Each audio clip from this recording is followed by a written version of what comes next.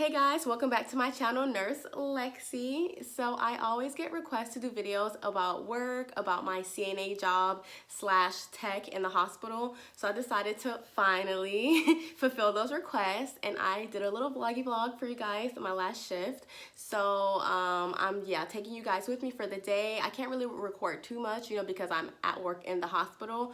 But now I really just want to talk about everything else that happened after I stopped recording at work. I planned on doing this whole talking thing the same night, but I was really exhausted after work. It was a lot that day. It was a tough day. So I'm doing it today for you guys. And if you want to hear about my day, just go ahead and keep watching.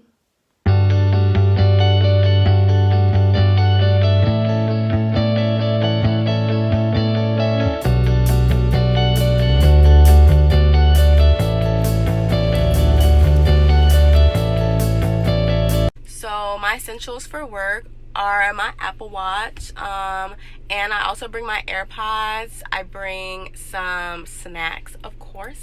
You guys know I love talking about snacks.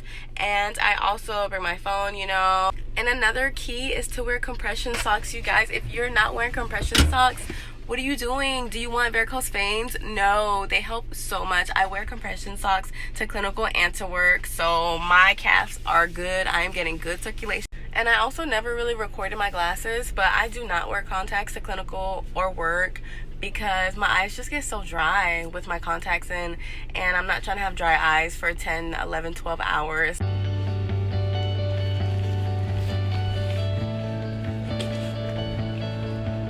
Okay, so I'm not getting floated, which is good. I'm staying on my unit, so it should be a good day. I'm on break 15.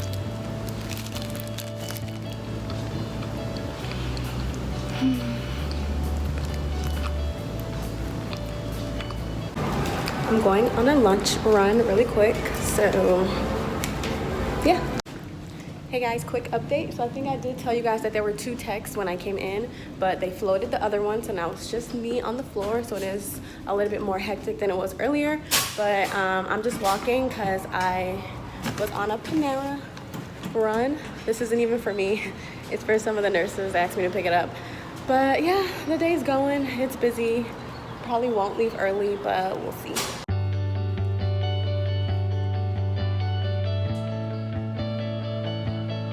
Okay, so before we get started, if you have not already, just go ahead and hit that subscribe. Why not, right? And also hit the bell so that you can get notified whenever I upload a video, and like, comment this video, all that good stuff. So anyways, work. So I told you guys that there was 2 techs, and then there was just one, me. So I was there the rest of the day by myself. I think the first tech got floated at like 10 or something. It was still really early. It was really early. So I spent most of the day by myself. So I went from just having 20 patients to all the patients, which I think at that time we were at 36. So it can be really overwhelming being the only like CNA / tech on the floor. It can be very overwhelming because my main duty is to make sure that these patients get their CHG baths, which is chlorhexidine. They're supposed to get that Q-day, which is every day. So if night shift did it, then I don't have to worry about it. But if they got it yesterday in the day shift, then I have to make sure that they get it again, or at least offer it to them. So that's really my main priority, but I also get pulled to do like so many other things like vitals, blood sugar, drawing blood for labs, just helping feed, helping with their ADLs, helping them get ready for the day. So I really do get pulled to do a lot of things, helping the nurse change a patient, sitting with a patient if they're like non-compliant or confused or aggressive, then I can be a sitter for the patient.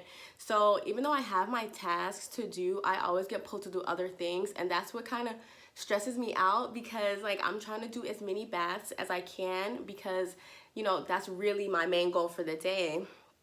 But when everyone else needs help, I'm not going to say no, and the charge definitely understands that because she'll ask me to do other things too.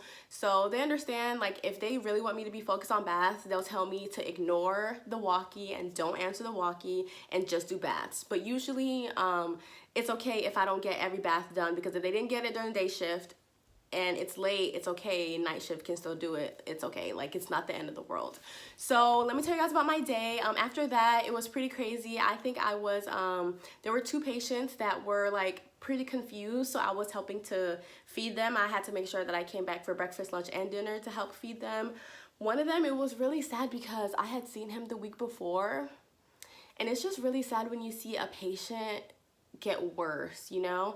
So I do work on a neuro floor, so a lot of the patients are post-stroke or seizure patients or just patients that fell, so they come to the neuro floor to get worked up, all that stuff. So I really don't even know the history behind this guy, but the week before, he was definitely confused, so he had some, you know, neuro changes going on. He was not learn oriented. He was kind of just in his own world. Very old guy, only spoke Spanish. So, but the week before, I was helping him out, you know, talking to him because I know a little bit of Spanish, a little bit. So I would be like, tengo hambre, you know, quiere comida. Like, I would try to say whatever I can to try to get him to eat. But this time I go in his room a week later, and he's still there. A week later, I'm like, why is he still here? But I go, and this man is not even talking. He's literally just like in a ball, like in fetal position, not talking, not opening his eyes, not doing anything. And I don't know, it's just really sad to see a patient like decline like that. It was really weird, and it was really sad because before, I mean, he was talking, his eyes were open. Like, we would sit him at the nurse's station because he was a little confused, so we would sit him there so that he wouldn't, you know, try to walk away or fall or anything like that. But this time he just wouldn't even get out of that position. It was just really sad. So I did feed him. He still responded to stimuli. Like, when I put the spoon to his mouth, he would open and chew and everything, but he wouldn't open his eyes the whole time. He wouldn't talk. It's just pretty tough. I think working in neuro is pretty tough. Like, I go in sometimes to offer patients a bath, and they're aphasic, so they're saying things that literally don't make sense. Like, they're trying to say stuff, but it's not coming together. So it can be pretty frustrating because I'm like, hey, good morning, I'm Alexis, you know, whatever. Do you want a bath this morning or a shower? And they just say, like, they just mumble or say, like, the food, the house, the car, my daughter. I'm like, okay, let me just go ask the nurse, because you can't really communicate with someone who is confused like that because you can't really get anything out of them. So that can be kind of difficult at times. So pretty much the rest of the day after that Panera run, I was running around, giving baths, moving patients from one room to the other so that new patients could be closer to the nurse's station if they were at risk for falls. I was helping to feed this other patient who was, let me tell you guys about this. This was pretty interesting. He, you know when you're trying to feed somebody and they just keep talking, and I'm like, first of all, I do not want you to choke. I do not want you to aspirate. So can you stop talking so you can eat, because I have other things to do. Like, not even to be rude, but it's like this man was talking so much. But I wasn't even rushing him because I was like, you know what? I'm in this room. Let me just chill myself and get a little break. So I'm feeding him. He's talking, telling me his whole life story, his whole HPI, his whole health history, which is extensive, and I talked about this on Instagram. So if you don't follow me, definitely follow me on Instagram. But yeah, telling me his whole health history, which included like renal failure, heart failure, below the knee amputation for both legs, blindness, just dialysis, you know, just like a whole bunch of comorbidities. So I'm feeding the man, and he's pretty, I think that he was feeling down on himself, you know, talking about how he just keeps going downhill, which I definitely understand can be frustrating and can make you feel like you want to give up. And that's exactly what he was saying. But I'm there and I'm like, you can't give up, because he was talking like he's over it, whatever. And I'm like, no, you really can't give up. Don't speak like that. You have to find what motivates you, what keeps you going. And he was like, at this point, I'm not even doing it for myself. I'm just doing it for my grandkids. And I'm like, hey, then that's something. That's a reason for you to keep going. And then he talks about how they don't live in the United States. So I was like, oh, I'm sorry, you know, that they're so far. But do they ever visit, or do you ever see them? And y'all, after I said, do you ever see them, he literally turns his head toward me, but he's blind, so you can't like see me, but he's like, I'm blind, no, I don't ever see them. And I'm like, that's just an example. Like, nobody is perfect. I chose the wrong words for that. I just chose the wrong words. And of course I didn't mean does he physically see them. Of course I knew that he was blind. That's why I'm helping him eat. But I just said the wrong thing and it was so embarrassing. I tried to save myself. I was like, I'm so sorry. You know what I mean? Like, do they visit? Do you visit them?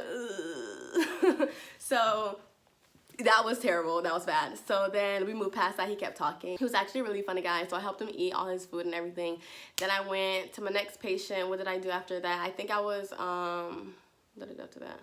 I think I had to do some blood sugars and get some vitals for some of the nurses that needed help.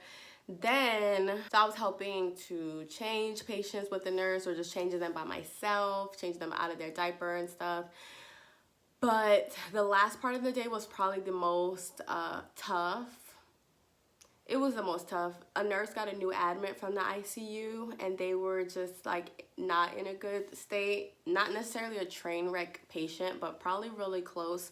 I didn't really know what was going on with him. I didn't really ask. I didn't look into his health record or anything like that. But the charge just asked me to sit with them. And so I did, because the patient was confused, wasn't all there. And I don't know, it's just, to me, it's just so sad because one day you can just be healthy and there and with it, and then the next day you could have a stroke and your life could be changed forever. And to me, that is just so scary. And that's what a lot of these patients, that happens to a lot of these patients, you know? And it is so sad because it can be really tough on the family to see like their dad or their husband, like the strong figure of the house, just like post-stroke, not talking, not moving, getting changed by the nurses, having to get fed or have a feeding tube. Like, it can be really hard on the families. Yeah, I don't think I could ever be a neuro nurse, but shout out to all the neuro nurses. You guys are amazing. So anyways, this patient comes in. They're just in a different type of state, like confused, but also a little aggressive, trying to pull out their IV and trying to do all these other things. So I'm there to make sure that the patient doesn't pull out the IVs or hurt himself, basically. But the family was there, and the family was just crying and like asking, like, will he come back? Like, will he be like this forever? And it's so hard to know with the brain. It's so hard to know how and to what extent the patient is going to recover, you know? And the doctor wasn't there in that moment, so the nurse couldn't really give like a good answer, just that some patients do recover fully and some, you know, get back to how they get back to their baseline, but it's really hard to tell. But that was just really sad because family was crying, praying, like I'm there, a sitter, just feeling like, damn, I hope the patient comes back. I hope that they're not like this forever, because your whole life can change just like that, I swear. But that was tough, just being around that, you know, and not being able to do anything. It was just really sad. So I left feeling kind of down, like, damn, I hope that patient's okay. I don't know, sometimes I just leave work like feeling so bad for everyone, and it shouldn't be like that. You shouldn't have sympathy, like pity for anyone, you know. It should be more empathy. But sometimes it's hard not to just really feel for them, you know. But yeah, it was just a pretty heavy shift. It was a pretty heavy shift. There was a lot going on. I was getting pulled in all these different directions, but I made it through. Yes, Jesus. I think I walked 10 miles. I think my watch told me that I walked 10 miles, which is my norm for work, honestly. But yeah, some days it's really chill, especially if I'm just a sitter the whole day. It's usually really chill. But some days, like the shift that I'm talking about, it can just be a lot when I'm getting pulled in all these different directions, answering all these call lights, helping all these patients to the bathroom, feeding, blood sugar, vitals, changing, repositioning, bathing. Like, it can be so much, y'all. Like, giving one patient a bath or shower takes me a good 20 minutes, 15 to 20, because I have to set everything up. I have to change their sheets when I do it.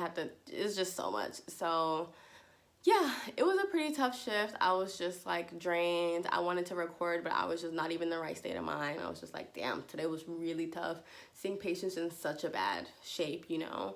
So yeah, you guys take care of yourself, take care of your body, go to your doctor, get your checkups. I don't know, take care of yourself, because health is so important, and it could be gone just like that, which is really scary. But yeah, that's kind of how it is working on a neuro floor. I think I'm gonna make a video about my craziest moments from work, like the first time a patient ever seized on me, which I was really scared, and I was by myself. So I think I'm gonna make a video like that pretty soon, but I hope you guys enjoyed this one, since you guys have been asking about doing more vlogs about work. So yeah, if you did like the video, if you gained something from it, you know, go ahead and like it, leave a comment down below. If you have any more video ideas for me, definitely leave it down below. And thanks again for watching. See you in my next video.